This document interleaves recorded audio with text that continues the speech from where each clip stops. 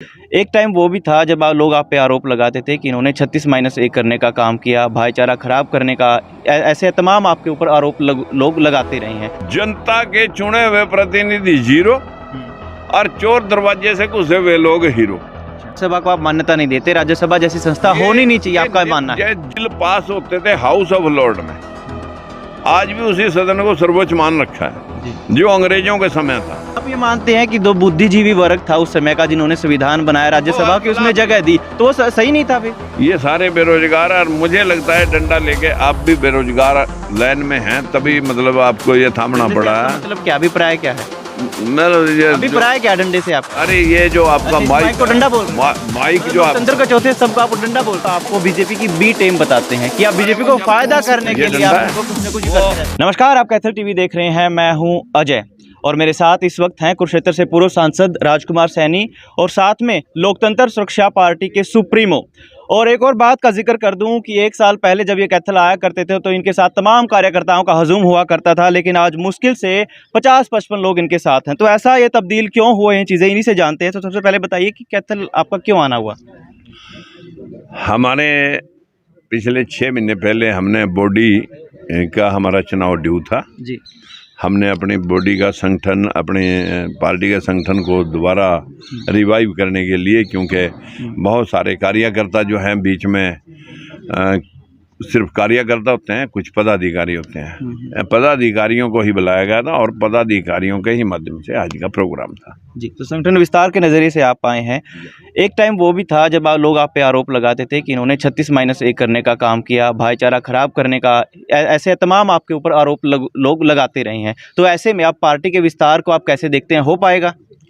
देखिए, ये तो आपको मालूम होना चाहिए कि पूरे देश में जितना मीडिया, प्रेस, कोई भी जो प्रेस विज्ञप्ति मैंने जारी की हो और जिस पे मैंने 35-1 और 36-1 की बात करी हो, पहले तो आप उन लोगों से पूछें जिन लोगों ने सवाल उठा रखा है।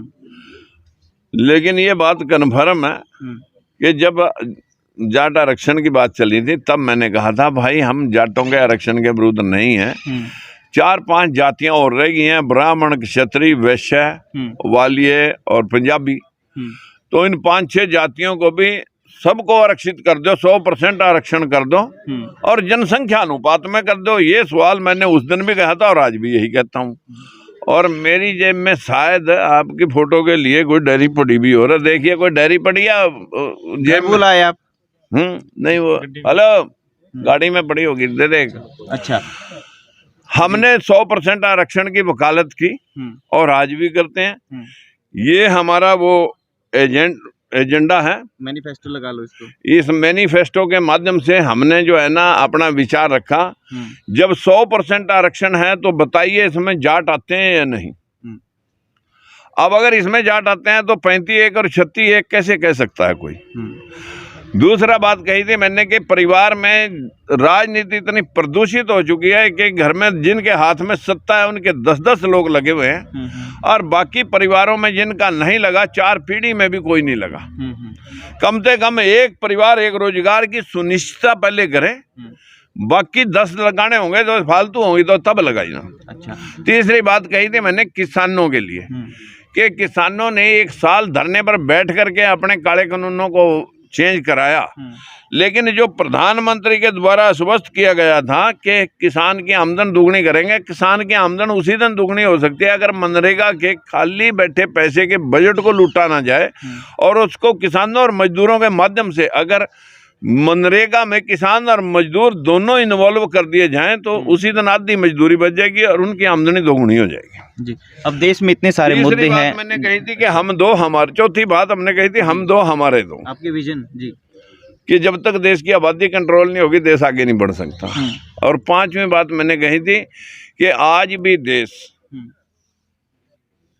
लोकसभा में जो बिल पास होते हैं उनको राज्यसभा उठा के 10-10 साल घुमाती रहती है। जनता के चुने हुए प्रतिनिधि जीरो और चोर दरवाजे से घुसे हुए लोग हीरो। अच्छा। जब तक इस देश में ये राजनीति रहेगी इस देश के युवा का, इस देश का कल्याण नहीं हो सकता। तो राज्यसभा को आप मान्यता नहीं देते, राज्यसभा जैसी संस्था होनी नहीं चाहिए, आपका मानना है? जहां भी सिंगल सिस्टम है पूरे वर्ल्ड के लगभग 90% देशों के अंदर सिंगल एकल प्रणाली है। अच्छा, तो लोकसभा को भी मान्यता मिली, लोकसभा ही कानून बनाए जी। लोकसभा कानून बनाती है। ये सदन अगर रखना है तो एडवाइजरी होना चाहिए, क्योंकि ये अंग्रेजों ने सदन बनाया था अपने लिए कि हम हाउस ऑफ लॉर्ड हैं और हाउस ऑफ कॉमन काम करने के लिए बिल पास होते थे हाउस ऑफ लॉर्ड में। आज भी उसी सदन को सर्वोच्च मान रखा है जो अंग्रेजों के समय था।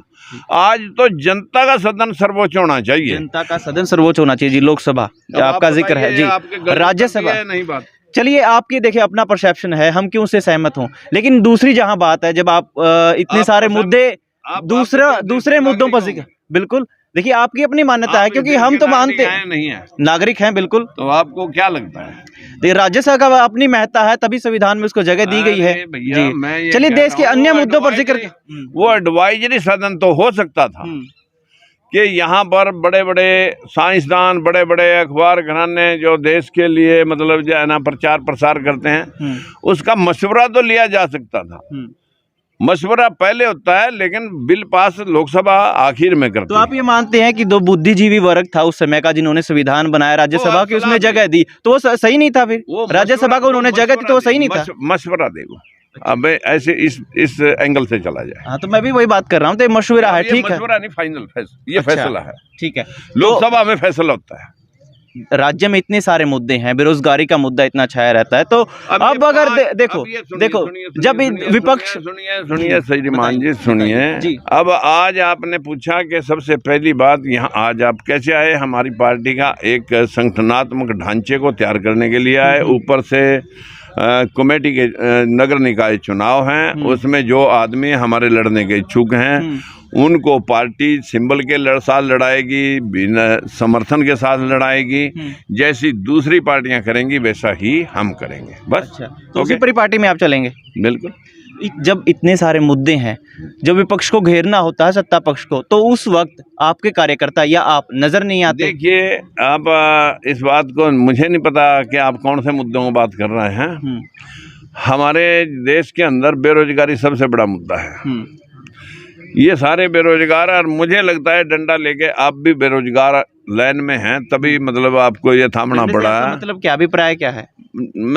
अभिप्राय क्या डंडे से आप? अरे ये जो आपका माइक को डंडा बोल रहे हैं, माइक जो लोकतंत्र का चौथे स्तंभ को आप डंडा बोल रहे हैं, ये डंडा है। अच्छा, अगर समझो तो। हाँ, लेकिन ये अब फेयर नहीं है, अब ये फेयर नहीं है।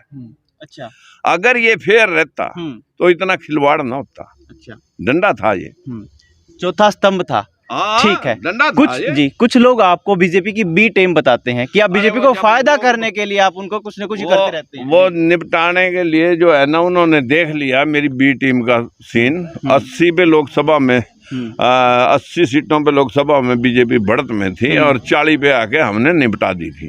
अभी यूपी में देख लेना। बिल्कुल। अब अगले विजन का आखिरी सवाल में जिक्र कर दीजिए। आखिरी सवाल में अगर पार्टी का विजन आप जाहिर कर दें कि आगे पार्टी की हरियाणा में क्या भूमिका होगी? हरियाणा के अंदर अभी नगर निगम के चुनाव हैं, नगर परिषद के चुनाव, नगर कमेटी के चुनाव हैं। उनमें हमारी पार्टी जो है ना, जहाँ जहाँ हमारे प्रत्याशी लड़ने के इच्छुक हैं उनको पूरी ताकत के साथ लड़ाया जाएगा। चलिए, बहुत बहुत शुक्रिया आपका। तो मेरे साथ थे राजकुमार सैनी, इनके अपने विचार हैं, इतने अपने मत हैं, और आप कितना इनसे इत्तेफाक रखते हैं, कमेंट में ज़रूर बताइए। शुक्रिया।